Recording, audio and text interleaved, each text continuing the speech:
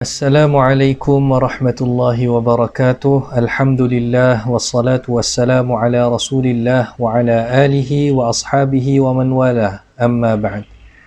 Syukur kehadrat Allah Subhanahu wa taala yang dah menyampaikan kita ke penghujung bulan Ramadan.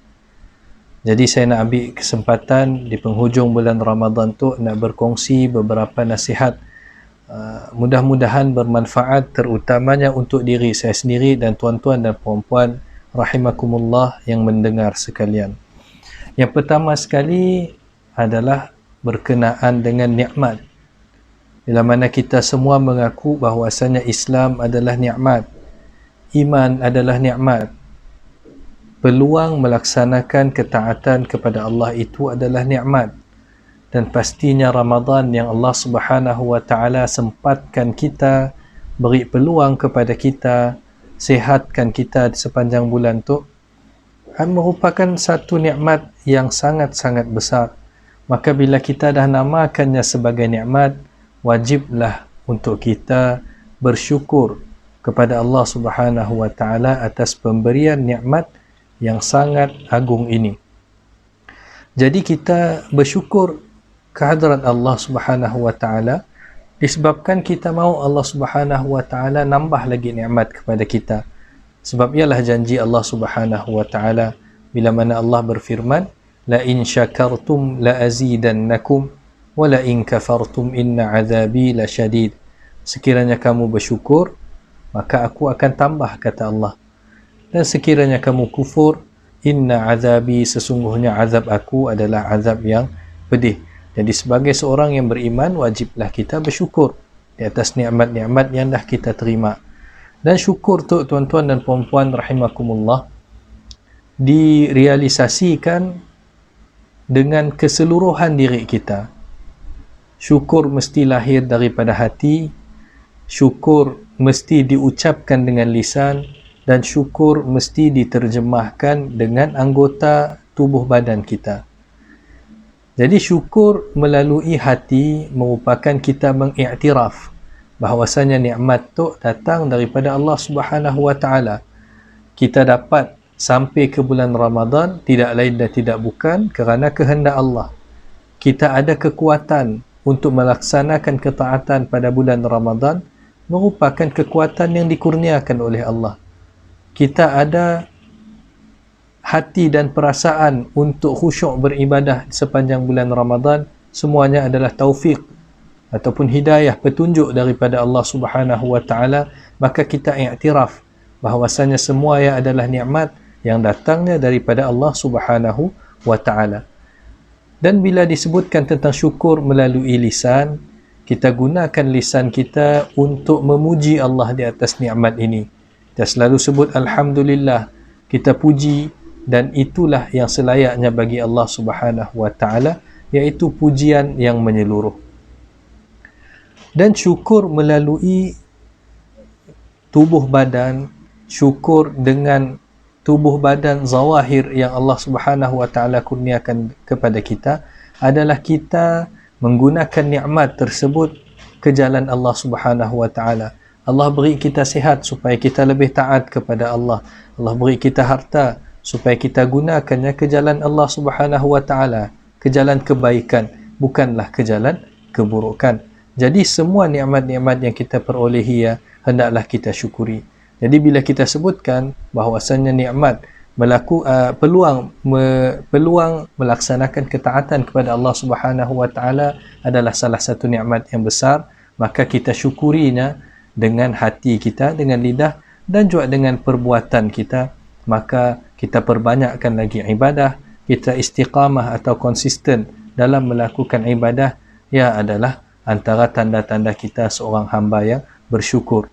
Mungkin selepas bulan Ramadan, mujahadah kita sekuat bulan Ramadan, ataupun kita pun ibadah kita tidaklah sebanyak bulan Ramadan, tapi kita nak cuba pastikan bahawasanya ibadah kita adalah ibadah yang berkualiti dan ibadah yang konsisten walaupun sedikit. Jadi mungkin ia adalah antara tanda kita syukur dengan nikmat peluang yang Allah Subhanahu wa taala berikan kepada kita sepanjang bulan Ramadan. Baik. Tadi yang pertama tentang syukur. Yang keduanya tentang, saya nak ajak kita semua merenungkan firman Allah Subhanahu wa taala berkenaan dengan puasa. Di awal bulan puasa selalu kita dengar ayat tu dibacakan, iaitu Allah Subhanahu wa taala berfirman, ya ayyuhallazina amanu kutiba alaikumus shiyam kama kutiba alal ladzina min qablikum la'allakum tattaqun. Wahai orang yang beriman, diwajibkan ke atas kalian untuk berpuasa seperti mana diwajibkan ke atas orang sebelum kalian agar kalian bertakwa. Jadi dalam ayat ini jelas Allah Subhanahu wa taala meletakkan takwa itu sebagai objektif puasa, sebagai objektif hadaf, sebagai goal. Apakah goal kita dalam melaksanakan ibadah puasa? Allah letakkan goal ataupun objektifnya sebagai takwa. Maka kita nilai diri kita, muhasabah diri kita. Sebulan Allah Subhanahu wa taala perintahkan kita untuk berpuasa. Allah perintahkan kita untuk melakukan ketaatan kepadanya, iaitu dengan menahan diri daripada makan dan minum serta perkara-perkara lain yang membatalkan puasa daripada terbit fajar sehingga matahari. Apakah kesannya sepanjang bulan puasa tu tadi, sepanjang bulan Ramadan? Selepas bulan Ramadan, adakah kita lebih bertakwa kepada Allah Subhanahu wa taala? Dalam erti kata takwa ya adalah mentaati ataupun melaksanakan segala perintahnya dan meninggalkan segala larangannya. Adakah kita jadi orang yang semakin banyak melakukan perintah Allah dan semakin banyak meninggalkan larangan Allah, ataupun sebaliknya? Maka kita tepuk dada tanya iman kita, adakah kita jadi seorang yang lebih bertakwa ataupun kita kekal seperti kita yang dahulu? Dan lebih teruk lagi, kita selepas keluar daripada bulan Ramadan, takwa ataupun iman kita semakin terhakis, makin sedikit. Jadi kita bimbang. Yang ketiga tadi, iaitu takwa kita semakin terhakis. Wal'iyadzubillah, mudah-mudahan kita dalam kalangan orang yang sentiasa berusaha untuk meningkatkan ketakwaannya kepada Allah Subhanahu wa taala. Dan takwa itu merupakan satu perintah Allah Subhanahu wa taala, dan takwa membawa banyak kesan yang baik. Jadi mun kita buka Al-Quran, macam-macam kebaikan orang yang bertakwa ataupun faedah daripada takwa. Allah sebutkan, wa may yattaqillaha yaj'al lahu makhraja. Allah beri jalan keluar bagi orang yang bertakwa. Allah beri kejayaan yang besar kepada orang yang bertakwa, dan macam-macam lagi kelebihan ataupun faedah daripada takwa yang boleh kita baca ataupun cari rungkai semuanya di dalam Al-Quran. Baik, tadi yang kedua. Dan yang ketiga berkenaan dengan Aidilfitri yang akan kita sambut silamat lagi. Esok silamat lagi kita akan sambut Aidilfitri. Maka Aidilfitri adalah satu sambutan yang Allah Subhanahu wa taala syariatkan kepada kita. Maka bila kita sebutkan Aidilfitri adalah sambutan yang disyariatkan oleh agama kita, bermakna tata caranya pun pastikan kita ngikut cara sambutan yang dianjurkan oleh syariat. Syariat nyuruh kita gembira, maka kita bergembira di bulan di 1 Syawal, iaitu Aidilfitri. Syariat nyuruh kita salat, maka kita salatlah hari raya. Maka beberapa perkara yang saya nak kongsikan pada malam tu, pada hari tu, tentang sambutan Aidilfitri. Yang pertama sekali, bila masuk ajak bulan Syawal, iaitu berakhirnya bulan Ramadan, macam tahun tu 1441 Hijrah, pada hari Ahad adalah hari raya Aidilfitri. Maka Sabtu 30 Ramadan ya, masuk sejak waktu maghrib, maka menjelanglah ataupun bermulalah Aidilfitri.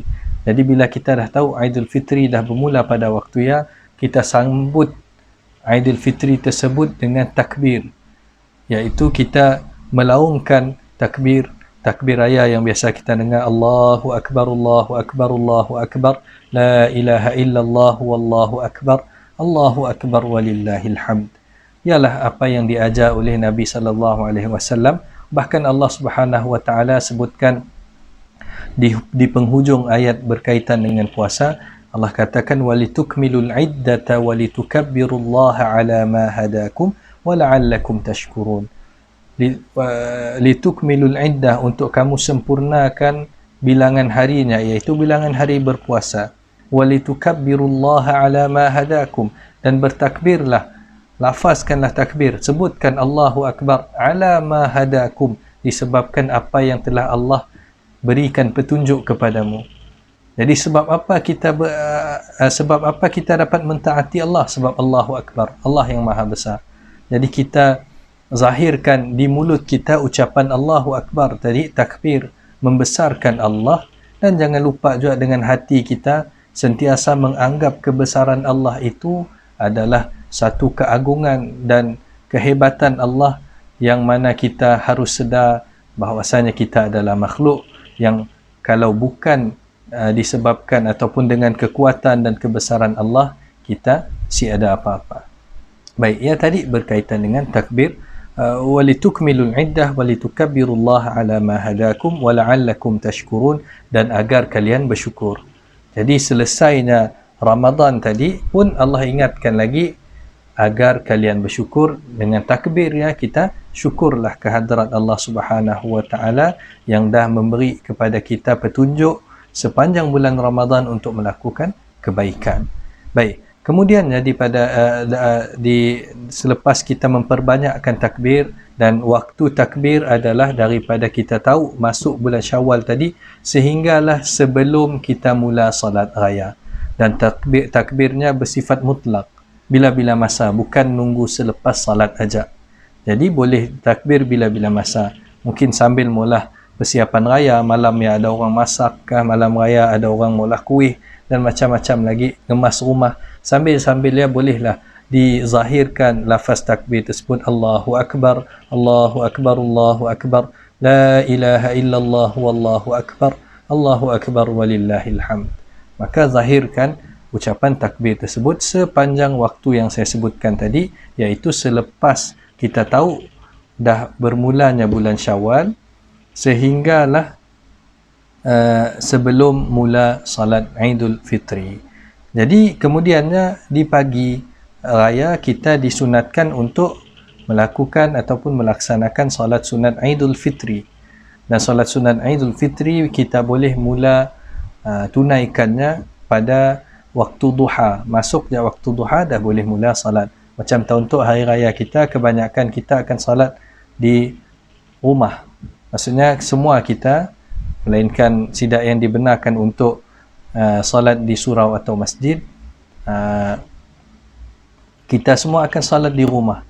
Jadi salat Aidul Fitri boleh dikerjakan sendirian dan boleh juga dikerjakan secara berjamaah, ya lebih baik lagi. Maka jika dikerjakan secara berjamaah selepas salat sunat Aidul Fitri, kita disunatkan untuk imam ya disunatkan untuk menyampaikan khutbah kepada para jemaah. Jadi saya rasa panduan tentang salat hari raya dan khutbah hari raya dah dikeluarkan. Panduan salatnya dah dikeluarkan oleh Lembaga Amanah Masjid Negeri Sarawak ataupun bahagian pejabat imam besar Negeri Sarawak dah ada keluarkan tentang panduan salat Aidul Fitri, dan Jabatan Agama kita pun dah keluarkan teks khutbahnya. Saya rasa tuan-tuan dan puan-puan, terutamanya imam-imam dan khatib yang akan bertugas walaupun bertugas di rumah, boleh rujuk tentang panduan tersebut. Baik, dan yang ketiga, seperti biasa selepas kita dah salat Aidul Fitri, saya pasti kita akan berjamuan dengan keluarga kita akan makan, kita akan adakan makan-makanlah di rumah kita. Jangan lupa bahawasanya dalam kita menikmati juadah-juadah hari raya, ya, kita pun masih lagi seorang hamba Allah yang perlu taat kepadanya. Maka nikmatilah juadah ya tadi dengan penuh kesyukuran, jangan ada pembaziran. Barulah hari raya kita tadi merupakan hari raya yang hari raya yang mematuhi apa yang disyariatkan oleh Allah Subhanahu wa taala, bukan kegembiraan yang melampaui batas. Jadi dan satu lagi yang saya nak ingatkan juga diri saya dan semuanya, sebelum masuknya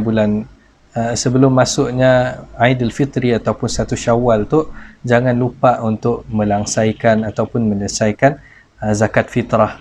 Sebab zakat fitrah wajib kepada semua kita. Maka semua kita yang muslim yang ada sepanjang bulan Ramadan tu, maka kita laksanakanlah ataupun langsaikanlah tanggungjawab kita, ya. Zakat fitrah di negeri Sarawak tu setahu saya RM7 kadarnya, dan langsaikanlah mengikut cara yang betul. Jadi saya rasa cukuplah sekadar untuk tazkirah ataupun nasihat pesan yang saya sampaikan, terutamanya untuk diri saya dan tuan-tuan dan puan-puan yang mendengar sekalian. Selamat Hari Raya. Taqabbalallahu minna wa minkum. Mudah-mudahan Allah Subhanahu wa taala menerima semua amal kebaikan yang telah dan akan kita kerjakan. Aqulu qawli hadha wa astaghfirullahal azim li wa lakum. Wassalamu alaikum warahmatullahi wabarakatuh.